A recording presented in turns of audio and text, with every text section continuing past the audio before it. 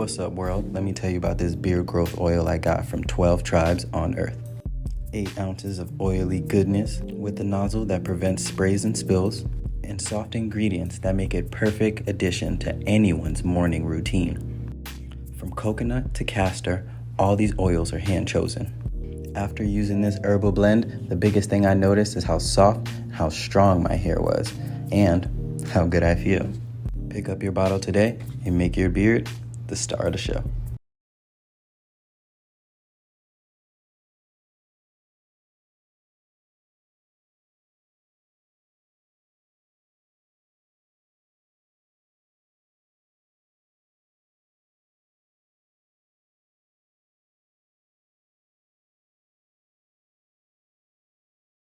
Ladies and gentlemen, for a long time we have heard the stereotype, because that's all it is, that Black people don't feel pain.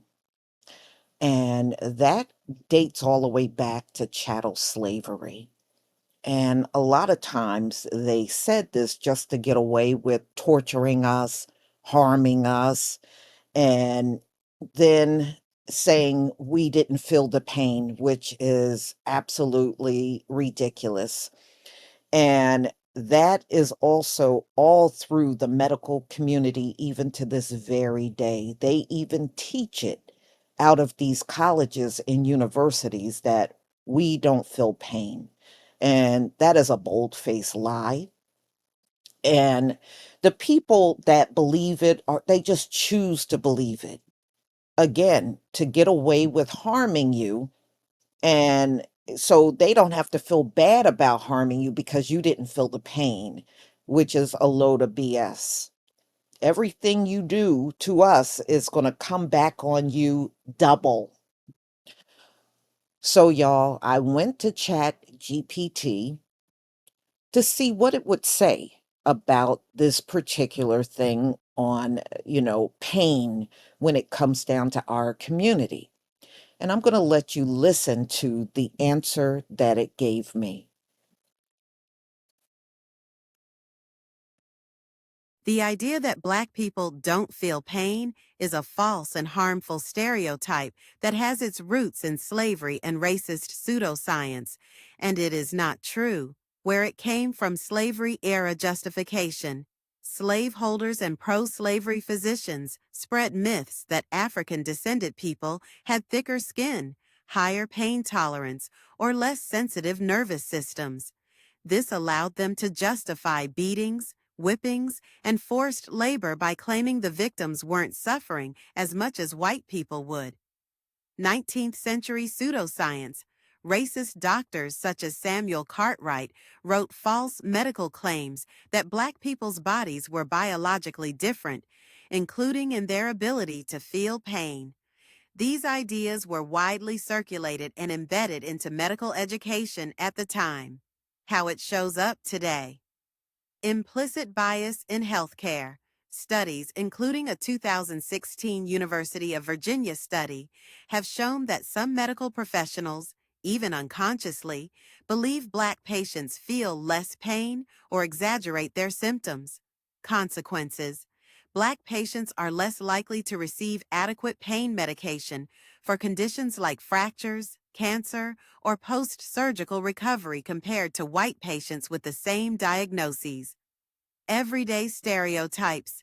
Outside of medicine, the myth still circulates in sports, law enforcement, and everyday language, where Black resilience is admired but also used as an excuse to downplay suffering. The truth biological reality. All human beings have similar nervous system structures. Pain perception can vary individually, but not by race in any inherent biological way. Social differences, sometimes cultural factors, upbringing, or expressions of discomfort differ. But that's social, not biological. Harmful impact. Believing this myth results in neglect, delayed care, and unnecessary suffering for Black people. So, ladies and gentlemen, there you go. That was the Chat GPT answer. And yes, we know it's rooted in racism. And ladies and gentlemen, never believe it didn't backfire on them. See, at this point, they continue to believe it, not only about us, but our children and our elderly, all of us. They claim got a low tolerance and we can handle pain better than, they can. And this has really been the root of them getting better medical care than us. They have used it for that reason too. To this very day, our medical care is not the same. Medical care is based on your skin color, on how good it's going to be. And ladies and gentlemen, never believe this myth about us not feeling pain like them did not backfire on them. It did. Where do you think the opioid epidemic came from? The belief that they couldn't handle pain and they required more opioids than we did. And what happened? It created the opioid epidemic. So that belief that they feel more pain than we do has backfired on them. And to this very day, they cannot get rid of this opioid epidemic. It is still going on. It has far surpassed the crack epidemic out here. So they may want to continue on with this BS that we don't feel pain like they do. Yeah, well, look what it has done. And look at how many people in their community that has been lost to the opioid epidemic. So never believe that it didn't backfire on them, because it absolutely did.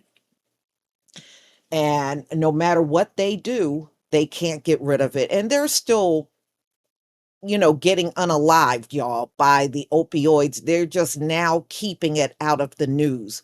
But you can still go online and access those stories, because I come across them every now and then, even in 2025. They are still dropping like flies from the opioids. You know, never say the Most High is not watching, because he absolutely is. Y'all tell me what you think about this video. Please leave your comment and subscribe. Don't forget to hit on the notification bell, and I'll see you on the next video. Peace, family.